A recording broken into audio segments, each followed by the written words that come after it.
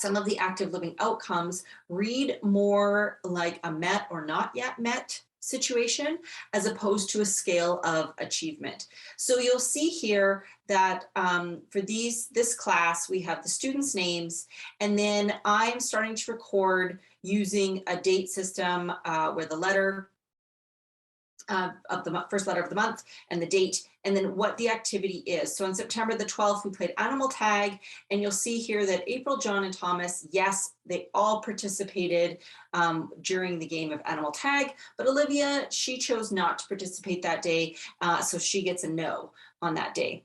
The next time that I had a look at this or decided that I wanted to keep track of this, we did some fitness stations around the gymnasium, and you'll see there that those 4 students all participated fully on that particular day.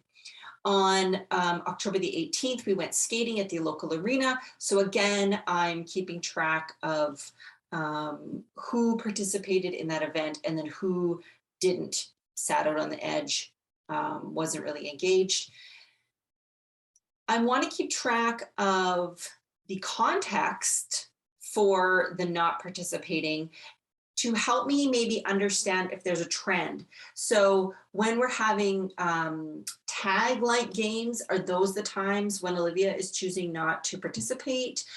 Is it about a skill issue, or does it have something to do with noise perhaps, or like volume of sound? So that's why I'm choosing to keep track of both what the activity was as well as the date.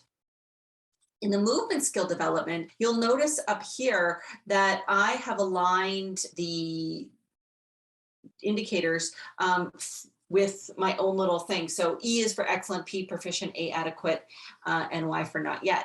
These come directly from my report card descriptors. And so I'm going to use that language to help me understand and differentiate between what I'm seeing as the children are participating and engaging in different activities. I am looking here at 3 different skills and procedures that are part of 2 different learning outcomes.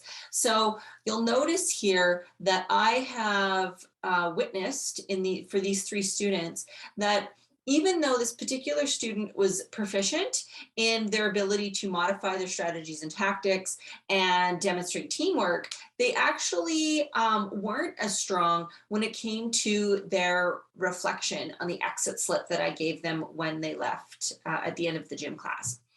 And so you want to make sure that you're indicating, just as we did before, what the activity was, the date, and the idea, of course, being that I would have multiple copies of this recording device. So the next time I come around to this particular skill or procedure, reflecting on strategies and tactics, maybe it doesn't fit on this page and I go to the second copy of the document and that's where I record.